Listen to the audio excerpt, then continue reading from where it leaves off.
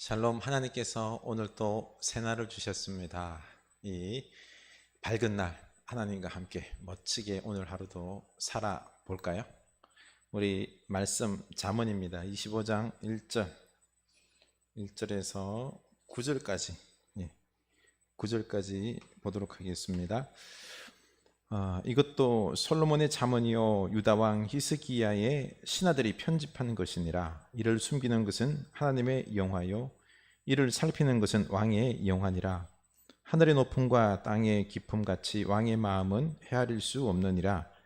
은에서 찌꺼기를 제하라. 그리하면 장색에 쓸만한 그릇이 나올 것이요 왕 앞에서 악한 자를 제하라. 그리하면 그의 왕위가 의로 말미암아 견고히 서리라.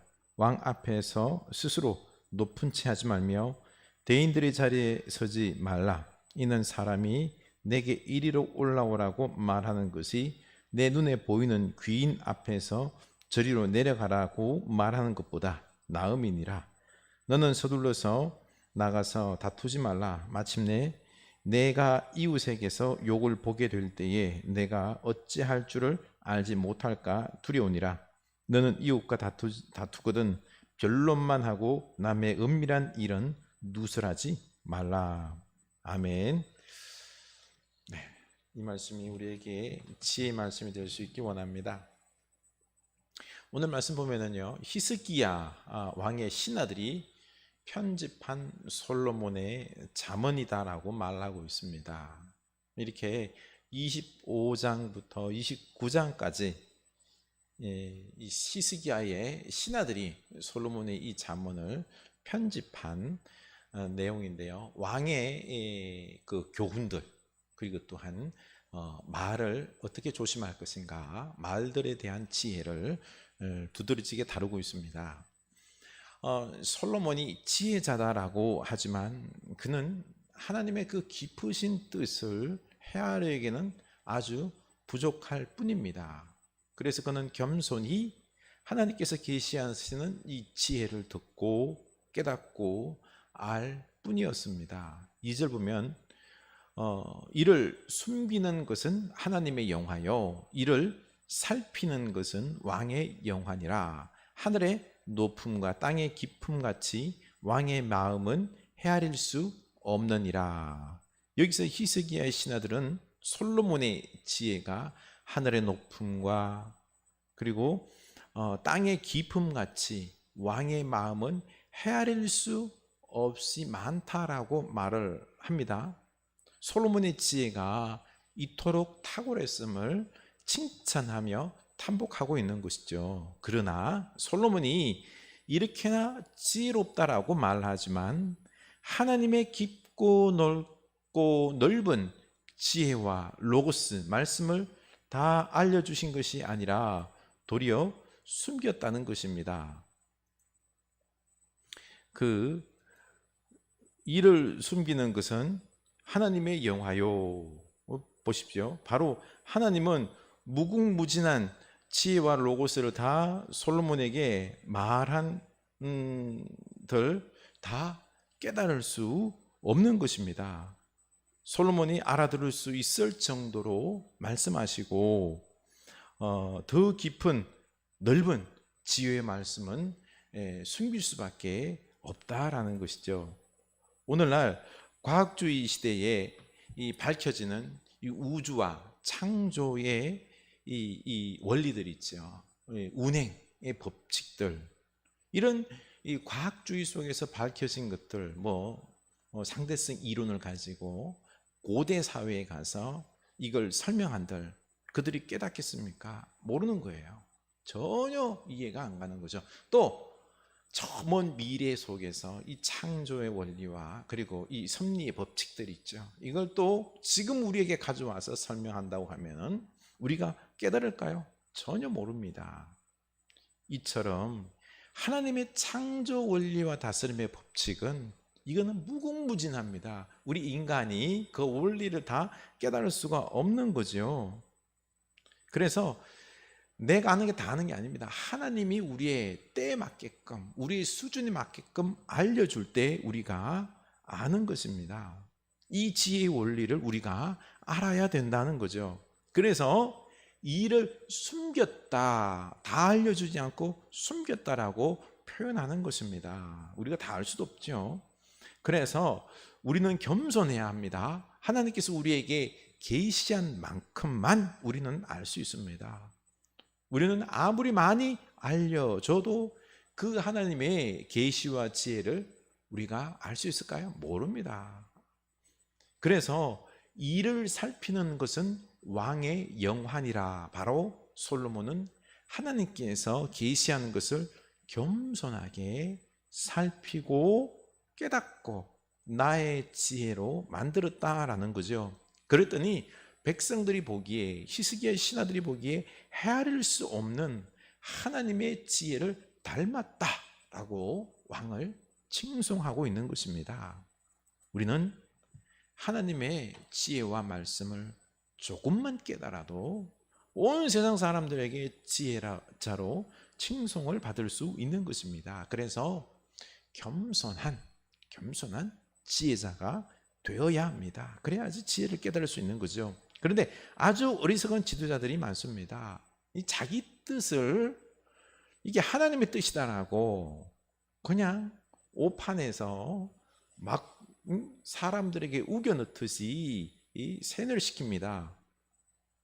겸손히 하나님의 뜻을 깨달으려고 하지 않고 교만하게도 하나님의 뜻 대신에 자기의 생각을 하나님의 뜻이라고 우기면서 막무가내로 믿고 순종하라고 협박하듯 합니다.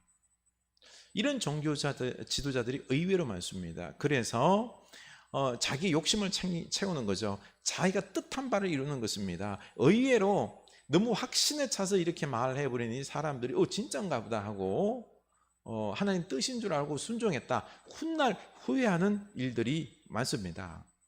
한 권사님께서 찾아와서 이런저런 이야기를 하다가 저한테 보험 하나를 막 들어달라는 겁니다. 보험 들 돈이 어디 있습니까? 하여간 옛날에 당신이 다녔던 한 대형교회 목사님 이야기를 하면서 교회 건축 헌금을 하라고 그 식구 수대로 있죠. 식구 수대로 한 평, 두 평 정도 헌금을 하라고. 그래서 돈이 없어서 그동안 오랫동안 부어놓았던 그 생명보험금을 그걸 갖다 깼답니다. 그렇게 해서 한 기천만 원을 건축헌금을 했습니다. 그런데 이제 나이가 한 거의 70대에서 이 보험금을 그대로 살려두고 있었으면 매달 적잖이 도움을 받을 수 있을 것인데 아쉽다는 것입니다. 아니, 하나님께 드렸으면 그것으로 끝이죠. 왜 지금 와서 후회를 하는 것입니까? 후회한다는 것은 하나님께 드렸기보다는 그 목사의 말에 휘둘려서 냈다라는 뜻이 더 강한 거죠. 내가 안 내도 될 건데 냈다라는 생각입니다. 아깝다라는 겁니다. 사실 그 교회는 그렇게 받은 헌금 가지고 성전도 건축했지만 부동산 쪽으로 투기를 어마어마하게 했습니다. 그 헌금은 성전 건축으로 쓰일 수도 있겠지만은 많은 돈은 부동산 투기로 사용되었습니다. 조심해야 합니다. 나의 뜻을 하나님의 뜻이라고 함부로 강요해서 성도들을 시험 들게 해서는 안 됩니다. 그 성도들도 그 돈을 내 욕심을 위해서 사용해서는 안 된다는 것이죠. 우리가 이렇게 하나님의 뜻이라고 사람들에게 내세우면서 성도들 그리고 그 헌금 돈을 우리가 마음대로 이용하려는 그런 목사들이 있는 것입니다. 이건 지혜가 아니라 인간적인 생각일 뿐입니다. 그래서 하나님의 뜻을 분별할 때는 겸손하게 조심해야 합니다. 그리고 말씀과 지혜를 우리가 분별하여 듣고 순종할 때 그때 높고 깊고 넓은 탁월한 지혜가 되는 것입니다. 이런 지혜자가 되시길 축원합니다. 4절에서 은혜에서 찌꺼기를 제하라. 그리하면 장색에 쓸만한 그릇이 나올 것이요 왕 앞에서 악한 자를 제하라. 그리하면 그의 왕위가 의로 말미암아 견고히 서리라. 은을 재련해서 찌꺼기를 제하여 순수한 은을 만들 때 값어치가 있는 것처럼 우리도 순수하고 강한 신앙 사람이 되어 가야 한다는 거죠. 이때 참으로 지혜자다라는 것입니다. 왕은 그와 함께하는 신하들 중에서도 이렇게 순수한 자, 하나님을 잘 섬기는 자, 진정 지혜로운 자를 분별해서 쓰고 악한 자는 분별해서 제거하고 충신, 지혜자만 남겨둘 때 그 왕위가 견고할 수 있다라고 오늘 말씀은 이야기하고 있습니다. 늘 왕의 귀와 눈을 어둡게 하는 자들, 간신들이 있습니다. 왕은 바로 이런 간신들을, 악한 사람들을 분별해서 내치고 충신들만 남겨둘 때 그 왕위가 견고해질 수 있는 것입니다. 오늘날 지도자들도 이 지혜의 말씀처럼 간신을 멀리하고 옆에 늘 충신들을 두어서 국정을 운영해야 합니다. 늘 딜레마 중에 하나가 능력이 있는 사람들을 세우려다가 거짓 간신들을 구별 못하는 경우가 많습니다. 그래서 신하들의 전문성과 더불어 도덕성도 헤아릴 줄 알아야 할 것입니다. 또 오늘날 민주주의 시대에 국민들이 우리의 지도자들을 선택하지 않습니까? 전문성만 보는 것이 아니라 그 사람의 도덕성도 살펴서 바른 지도자를 뽑아야 할 것입니다. 구체적으로 오늘 잠언은 신하들을 뽑을 때 주의할 것을 몇 가지 말하고 있습니다. 첫째는 교만하여 스스로 잘난 체 하는 자를 멀리해야 한다고 말합니다. 6절 왕 앞에서 스스로 높은 채 하지 말며 교만하여 함께 일할 수가 없는 사람들입니다. 두 번째, 다투기를 잘하는 사람들을 세우지 말라고 합니다. 8절 너는 서둘러 나가서 다투지 말라. 이웃을 욕하며 다투기를 잘하는 그런 사람들은 안 됩니다.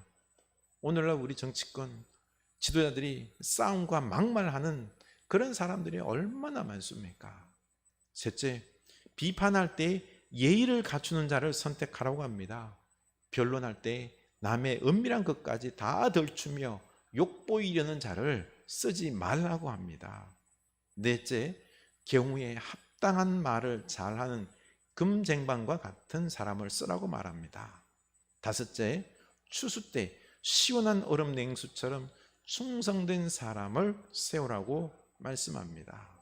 이렇게 우리는 하나님의 뜻을 살피는 겸손한 지혜자가 되어야 할 것입니다. 우리 하나님께서 우리에게 지혜를 나에 맞게끔 계시해 줄 것입니다. 겸손히 잘 분별하여 듣고 우리가 온전히 순종하여 지혜자가 될 수 있기를 축원합니다. 기도합시다. 하나님 아버지, 솔로몬 참 넓고 깊고 은혜로운 풍성한 그런 지혜자라고 후대 평가를 받았습니다. 솔로몬이 지혜자가 될 수 있었던 게 하나님께서 계시해 주시는, 다 계시해 주지 못하고 숨기셔서 솔로몬에게 맞게끔 그 작게 드러난 그 계시, 그것을 솔로몬이 잘 듣고 순종할 때에 그때 엄청난 지혜자가 되었던 것처럼 하나님, 이 놀라우신 하나님의 그 지혜의 말씀들 우리가 조금이라도 깨닫고 감사하면서 겸손한 마음으로 분별하여서 우리가 듣고 순종하고 간직할 때 지혜자가 될 줄로 압니다. 하나님, 우리가 지혜자가 되어서 이 가정과 교회와 이 사회를 잘 섬기는 지도자들이 다 되게 하여 주시옵소서.